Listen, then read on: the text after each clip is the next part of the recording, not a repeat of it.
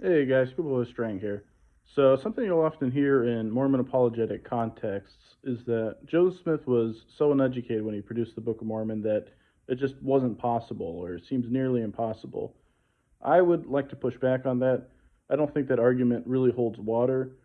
I would say it makes it more impressive, certainly, but I don't think by any means it was impossible for him to produce the Book of Mormon with his level of education. Let's get into why. First, a question. How much education will you need to produce the Book of Mormon? I'll let you think about that one. Now, for me personally, if I had enough time and enough motivation, I think I could write out something like the Book of Mormon. I don't think I'm patting myself on the back too hard. But, if I were to do it in the manner he did it, dictating it like he did with no script, and, if I were to do it with that kind of time constraint and the practical ways of which he did it, I don't think I could do it. And here's the thing, I don't think there's any amount of education that would make me able to do it.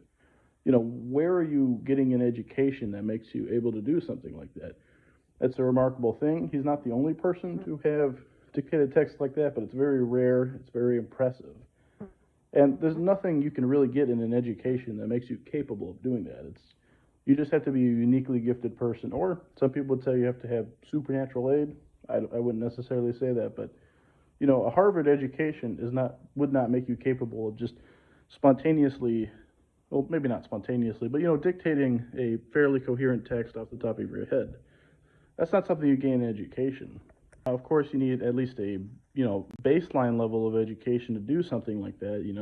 To be able to read the Bible, so you know it well enough to improvise off of it, and to read possible other resources. No matter how you're including them in the book.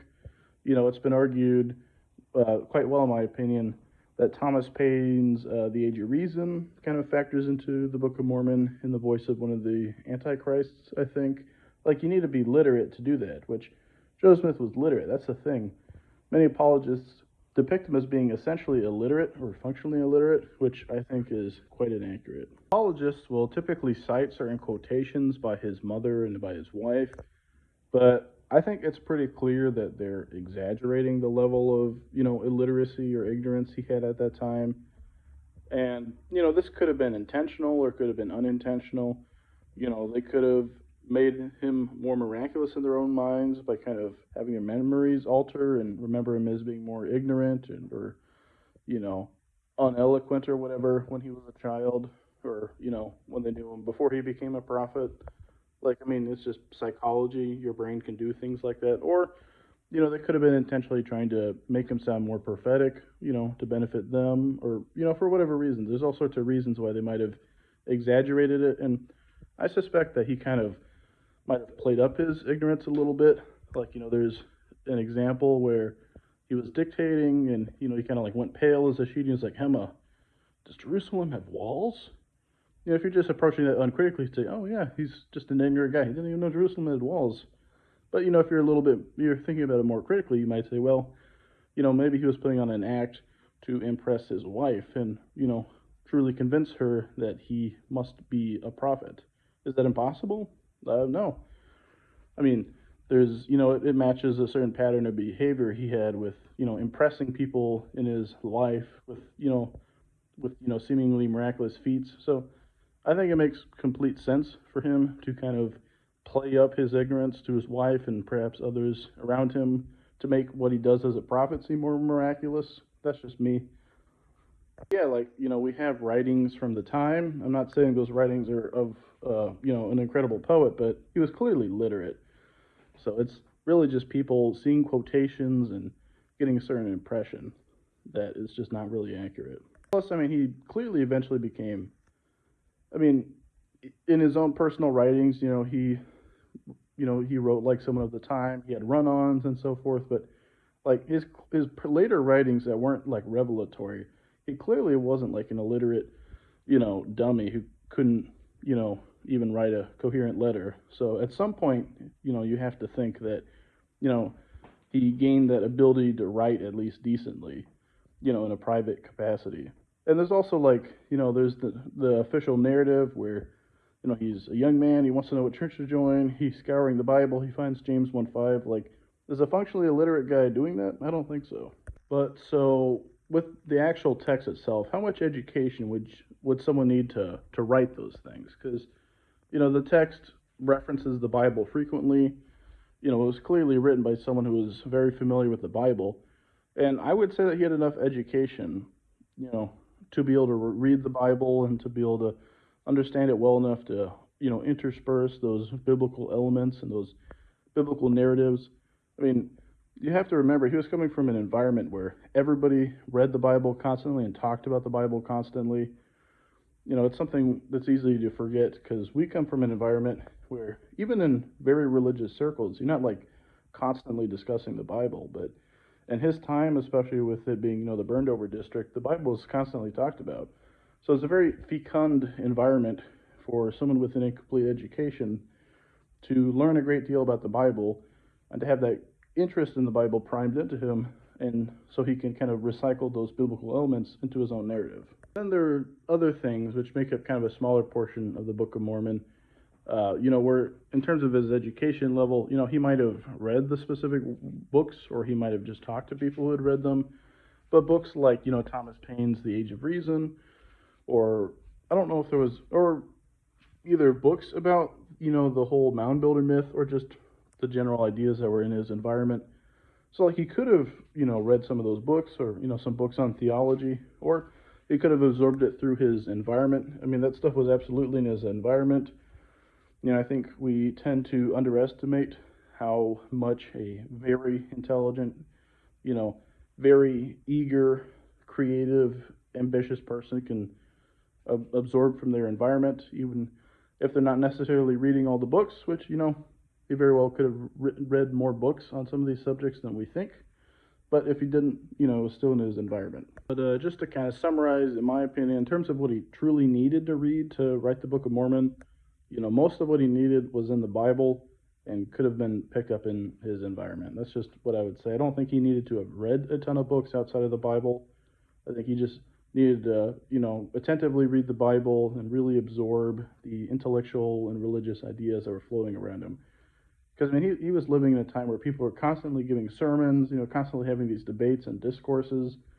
For a very intelligent young man, there is a huge amount to absorb up, even without specifically reading all of it. So, for what might have required more education than he had, I think the list really is very short. And the only thing I think that could possibly be on the list would be inverted parallelism, aka chiasmus. And there's, I think at this point, I think critical scholars have found multiple, possibilities or routes for how that appeared in the Book of Mormon. Though I do think apologists kind of exaggerate how much is present, if we're being honest, because it's kind of like the golden child. They love it. It's their proof. So everything's a chiasmus. Mosiah, the entire book is a chiasmus, etc. It gets a little bit much in my opinion. Yeah, so I wouldn't say that there's like a single definitive answer that has proven to be more conclusive than the other possibilities for the presence of inverted parallelism. One of them, which seems a bit more implausible but definitely isn't impossible, is there. I don't remember the name of the book off the top of my head, but it was a kind of dense book that was available in his environment, that was going into really analyzing the Bible as literature, and it has a bit that talks about inverted parallelism. Though I was actually looking at the PDF. I don't think it like lays it out super explicitly. I do think you'd probably have to have a higher amount of education to realistically go through that. But if you're a really intelligent person, maybe not. But that isn't the only explanation, and I wouldn't necessarily say it's the most plausible. My understanding is that sermon culture, which he was involved in to some degree, he was I think he had a stint as a Methodist exhorter, and he got fairly good praise for his time doing that. And really, if you want to talk about education, doing something like that is good education for dictating the Book of Mormon. In many ways, the two things are similar. Yeah, my understanding is that inverted parallelism was present in sermon culture as kind of a rhetorical device. It was a thing people were doing. I'm not super well read enough on the topic to like really hash it out with, a top tier apologist, at least, at this moment.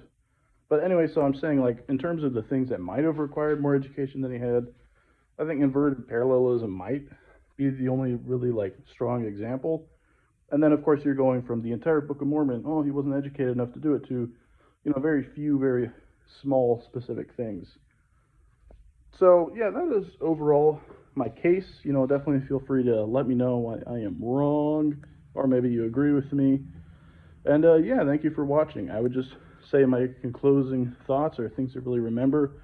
How much education would you need to produce the Book of Mormon as he did? Answer: you probably wouldn't be capable of doing it, since that's the kind of thing you need to be a very remarkable person to do, at least in the way he did it. And remember, education is great, but a really high level of intelligence can overcome a limited education. I think we should all see how that's pretty true. If you assume that Joseph Smith was very intelligent, then it doesn't seem so impossible. But if you assume he was like kind of average intelligence or whatever, then it seems really impossible. So I mean, what's more, fantastical to assume that he was something like a genius, or at least very intelligent, or that an angel appeared to him and so forth. I guess that's subjective, but yeah, some things to think about. Thank you for watching. Have a good one. Goodbye.